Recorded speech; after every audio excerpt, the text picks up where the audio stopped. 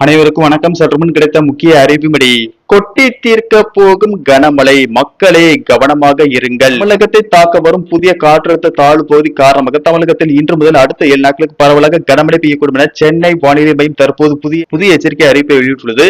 இதில் குறிப்பாக எந்தெந்த தேதிகளில் எந்தெந்த மாவட்டங்களில் கனமழை பெய்யக்கூடும் என்பதை வீடியோல பார்க்க போறோம்.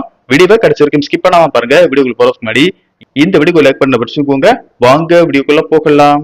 சுமார் 1.5 கிலோமீட்டர் உயரத்தில் தெற்கு மத்திய பிரதேசத்தின் மைய பகுதிகள் முதல் மன்னார் வளைகுடா வரை விதர்பா, மரத்வாடா, உள் கர்நாடகா மற்றும் தமிழ்நாடு வழியாக ஒரு வளிமண்டல காற்றழுத்த தாழ்வு பகுதி நிலவுகிறது.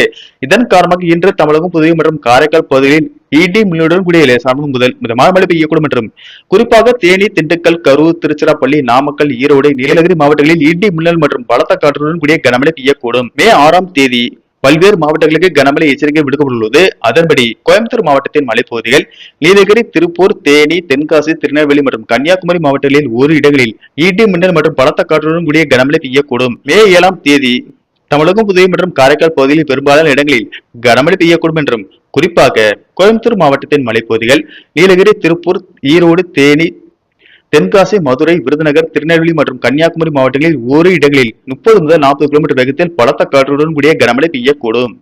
மே 8ஆம் தேதி தமிழகத்தில் பல்வேறு மாவட்டங்களில் கனமழை பெய்யக்கூடும் என்றும், அதன்படி நீலகிரி, கோயம்புத்தூர், ஈரோடு, திருப்பூர், திண்டுக்கல், தேனி, மதுரை, விருதுநகர், தென்காசி, கன்னியாகுமரி, திருநெல்வேலி, தூத்துக்குடி, ராமநாதபுரம், சிவகங்கை, தஞ்சாவூர், திருவாரூர், நாகப்பட்டினம், மயிலாடுதுறை, புதுக்கோட்டை மாவட்டங்கள் மற்றும் காரைக்கால் பகுதியில் கனமழை பெய்யக்கூடும். சென்னை மற்றும் புறநகர் பகுதிகளை பொறுத்தவரை வானம் ஓரளவு மேகமூட்டத்துடன் காணப்படும் என்றும், நகரின் ஒரு சில பகுதிகளில் இடி மின்னலுடன் கூடிய லேசானது முதல் மிதமான மழை பெய்யக்கூடும். அதிகபட்ச வெப்பநிலை 37 முதல் 38 டிகிரி செல்சியஸ் ஒட்டியும், குறைந்தபட்ச வெப்பநிலை 27 முதல் 28 டிகிரி செல்சியஸை ஒட்டியே இருக்கக்கூடும்.